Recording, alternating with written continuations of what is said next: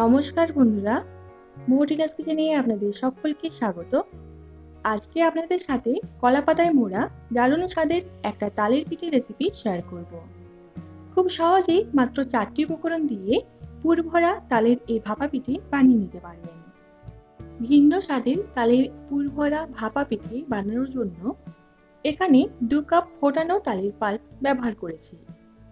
এই পিঠে তৈরি করার জন্য কাঁচা তালের পাল্প ব্যবহার করা চলবে না। তালের পাল্প তৈরি করার পরে সেটাকে 8 থেকে 10 মিনিট ফুটিয়ে নিয়ে একটু ঘন করে ব্যবহার করতে হবে। এবার এর মধ্যে 1/4 কাপ চিনি দিলাম। সবটাকে একবার মিশিয়ে নেব। তালের পাল্প তৈরির সময় লবণ ব্যবহার করেছিলাম, তাই এখানে আর আলাদা করে লবণ ব্যবহার করলাম না। যদি আপনারা আগে লবণটা ব্যবহার না করে থাকেন তাহলে এখানে 1/4 চামচের মতো লবণ ব্যবহার করতে পারেন। সবটাকে ভালোভাবে মিশিয়ে নিয়েছি। এবার এর মধ্যে অ্যাড করে দেব চালের গুঁড়ো। এখানে আতপ চালের শুকনো গুঁড়ো ব্যবহার করব, তবে পুরোটা একবারে দেব না, কম কম করে 2-3 বারে দিয়ে নেব। পুরোটার সাথে চালের গুঁড়োটাকে হাতে করে ভালোভাবে মাখিয়ে নেব। ব্যাটারের মধ্যে যাতে চালের গুঁড়োর শুকনো দানা না থাকে তার জন্য চালের গুঁড়ো ব্যবহার করার আগে একটু চেলে পর ব্যবহার করবেন। এখানে পুরো ব্যাটারটা তৈরি করার জন্য 1.5 কাপের চেয়ে একটু বেশি চালের গুঁড়ো ব্যবহার করেছি। তবে তালের পাল্পটা কিরকম ঘন রেখেছেন সেটার উপর ডিপেন্ড করে চালের গুঁড়োটা 2 থেকে 3 চামচ কম বেশি লেগে যেতে পারে। খুব বেশি পরিমাণে যদি চালের গুঁড়ো হয়ে যায় সেক্ষেত্রে পিঠে শক্ত হয়ে যাবে, আর চালের গুঁড়োর পরিমাণটা কম হয়ে গেলে পিঠেটা যেমন নরম হবে সেরকমই তাড়াতাড়ি নষ্ট হয়ে যাবে। চপটার সাথে ভালোভাবে চালের গুঁড়োটাকে 2-3 বারে নিয়ে মেখে নিয়েছি। আর দেখুন 2 কাপের মধ্যে এতটাই পড়ে রয়েছে। 1.5 কাপের চেয়ে একটু বেশি চালের গুঁড়ো ব্যবহার করে ব্যাটার তৈরি করে নিলাম। এবার ঢাকা দিয়ে রেখে দেব 15 মিনিটের জন্য।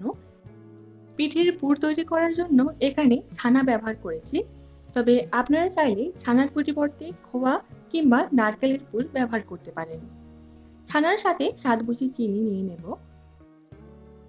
ছানার সাথে সবটাকে একবার ভালোভাবে মিশিয়ে নেব। তারপর এটাকে সাইডে রেখে দেব 10 মিনিটের জন্য, যাতে করে চিনিটা গলে যায়। এদিকে ব্যাটারটাকে 15 মিনিট রাখার পরে ব্যাটারটা ঠিকমতো করে সেট হয়ে গেছে। সবটাকে একবার ভালোভাবে মিশিয়ে নেব। আশা করি দেখেই বুঝতে পারছেন যে ব্যাটারের থিকনেসটা ঠিক কী রকম হবে। পিঠে তৈরি করার জন্য ব্যাটার একদম তৈরি। এদিকে ছানাটাকে আরও একবার মিশিয়ে নেব, যাতে করে চিনিটার সাথে ছানাটা ঠিকমতো করে মিশে যায়। ছানার থেকে ছোট ছোট লেচির মতো কেটে চেপটে সাইডে রেখে দেব, যাতে করে পিঠের মধ্যে পুরটা দিতে সুবিধের হয়। পিঠে তৈরি করার জন্য কিছু কলা পাতাকে ভালোভাবে ধুয়ে পরিষ্কার করে শুকনো কাপড়ে মুছে নিয়ে ছোট ছোট খণ্ড করে এইভাবে করে নিয়েছি। মাঝ বরাবর একটা ভাঁজ করে নেব, এতে করে মাছটা বুঝতে সুবিধের হবে আর দু সাইডে সমানভাবে ব্যাটারটা দেওয়া যাবে। এবার কলা পাতার মধ্যে মোট 4 থেকে 5 চামচের মতো ব্যাটার নিয়ে একটু লম্বাটে আর চারকোনা করে নেব। এই রেসিপিটা কলা পাতা ছাড়া কাঁঠাল পাতা কিংবা শাল পাতাতেও করা যায়। ব্যাটারটা খুব বেশি মোটা করে দেবেন না। চারকোনা করে এইভাবে করে নেওয়ার পরে এক সাইডে ঠিক এরকম ভাবে ছানাটাকে নিয়ে নেব। এবার সাবধানে ভাঁজ করে ওপর দিক থেকে একটু চেপে দেব, যাতে খুব সহজেই চারদিকটা সিল হয়ে যায়। ঠিক একইভাবে আরো একটা করে নেব। মোট 10টা পিঠে তৈরি হয়েছে যে ব্যাটারটা তৈরি করেছিলাম সেই দিয়ে। ভাপিয়ে নেওয়ার জন্য এখানে ইডলি মেকারের মধ্যে কিছুটা জল নিয়ে তার মাঝের স্ট্যান্ডটাকে বসিয়ে দেব। এবার একে একে এর মধ্যে পিঠেগুলোকে নিয়ে নেব। কোনো ঝামেলা ছাড়াই খুব সহজেই যদি পিঠেগুলোকে ভাপাতে চান তাহলে এইরকমই ইডলি মেকার কিংবা মোমো স্টিমারে ভাপিয়ে নিতে পারেন। এই ঢাকনাটাকে লাগিয়ে দিয়ে মিডিয়াম ফ্লেমে 15 মিনিটের জন্য ফুটিয়ে নেব।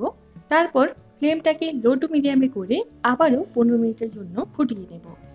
মোট 30 মিনিট সেদ্ধ করলেই পিঠে একদম তৈরি হয়ে যাবে।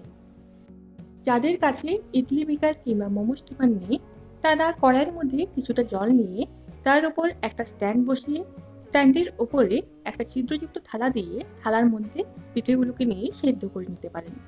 যদি ছিদ্রযুক্ত থালা থেকে না থাকে তাহলে এইভাবে স্ট্যান্ডের ওপরে কলা পাতার মাঝের শক্ত অংশটা কিংবা কোনো কাঠি এইভাবে দিয়ে তার উপর পিঠেগুলো দিয়ে সেদ্ধ করে নিতে পারেন।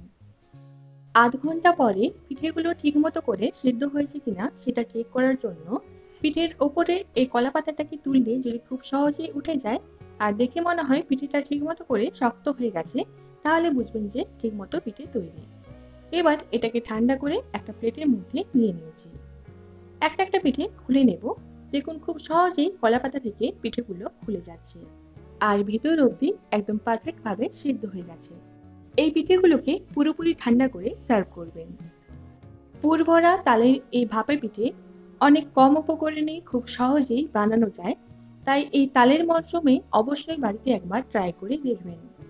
আজকের এই তালের ভাপা পিঠের রেসিপি যদি আপনাদের ভালো লেগে থাকে তাহলে ভিডিওটিতে লাইক কমেন্ট আর শেয়ার করবেন।